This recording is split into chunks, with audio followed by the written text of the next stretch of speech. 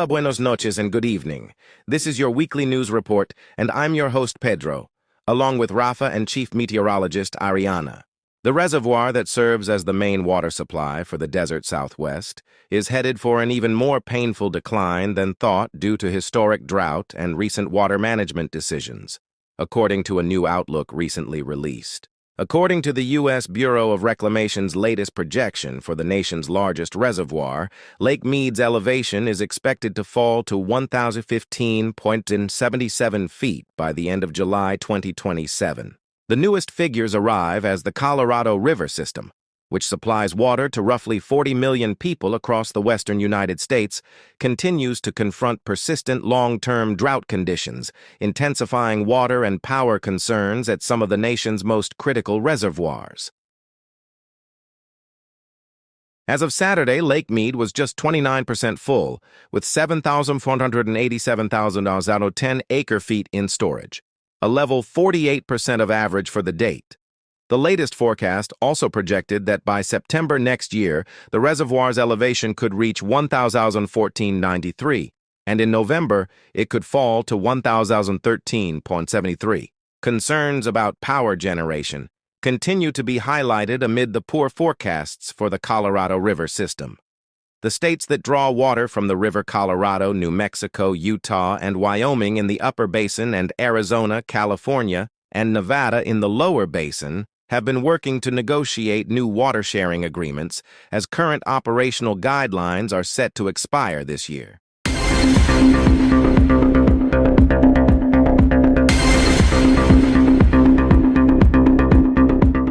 President Donald Trump and Iranian President Masoud Pezeshkian have signed a memorandum of understanding, laying out terms for ending the war and reopening the Strait of Hormuz.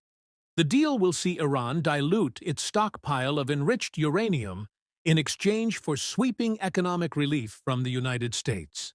The interim agreement declares an intent to bring about an immediate and permanent termination of military operation in the U.S.-Israeli war with Iran.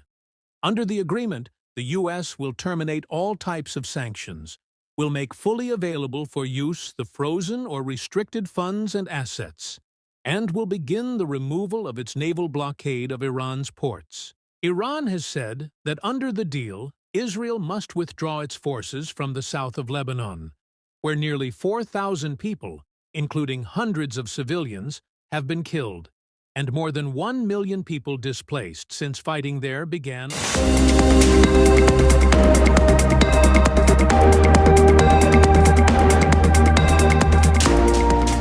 A barrage of Ukrainian drones descended on Moscow in the early hours of Thursday. Russia's response appeared more like a scramble and less like a well-planned strategic defense.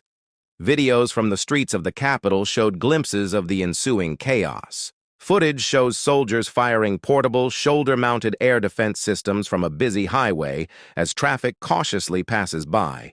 People run for safety as a drone, probably downed by Russian air defenses, plummets into a building in a sprawling marketplace. Thursday's attack on Moscow, the biggest since the start of the full-scale war, was yet another example of how Ukraine's strategy to overwhelm Russian air defenses with drones appears to have found success. Ukraine has been stepping up long-range attacks on Russian oil refineries and military sites since 2024. It recently broke through Russian defenses in St. Petersburg and has repeatedly hit Moscow, bringing the war home to Russia's two largest cities. Repeated, mass long-range attacks by Ukraine have led to speculation that Russia could also be running low on defense munitions. Experts caution that it's difficult to know what the country's defense missile stockpiles look like, as that information is closely guarded. But inventories are bound to wear down if Ukraine's salvos remain large and frequent.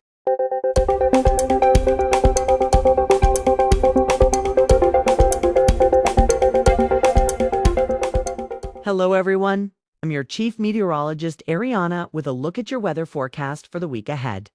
An expansive storm system will bring widespread storms with a threat for flash flooding and severe weather to much of the central to eastern U.S. through the weekend and into early next. For the Northwest region, An energetic flow will bring another upper wave through the Great Basin and northern Rockies and into the northern plains Sunday, bringing a chance for scattered thunderstorms. Despite generally near-average highs in the upper 80s to mid-90s across the southeast to southern plains, conditions will remain uncomfortably hot through the next couple days, with stiffing humidity present. An upper-level ridge will build across the southwestern deserts region into portions of the Intermountain West. With increasing heat through the end of the week, a lingering frontal boundary draped across the mid-south to the central plains, coupled with some shortwave energy aloft, will fuel the development of multiple thunderstorm complexes that will bring episodes of heavy rainfall. By next weekend, an organized low-pressure system and cold front cross the northwestern quadrant of the country and will herald the arrival of cooler weather. Temperatures are expected to be very pleasant by late June standards across a large expanse of the north-central states through much of next week, with highs generally in the 70s and comfortable humidity levels. Now here's a look at your 7-day forecast for the Phoenix, Arizona area. We'll see temperatures remain pretty much the same for the entire week with daytime highs around the mid-100s. The monsoon season officially began on June 15th, but we'll see sunny skies for the entire week. Low temperatures will not cool down much as expected for this time of year, with overnight lows ranging from low to mid-80s.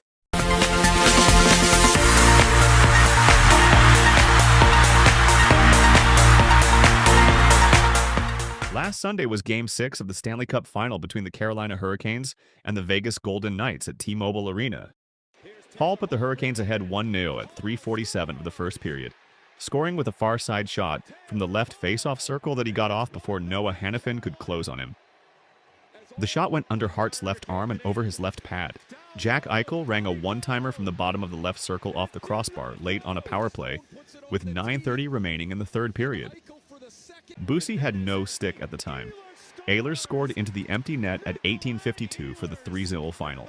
Brandon Busey stopped all 22 shots he faced, and the Hurricanes set off a Stanley Cup celebration with a heavy presence of their fans who made the trip here, defeating the Vegas Golden Knights 3-0 in Game 6 of the Stanley Cup Final at T-Mobile Arena on Sunday.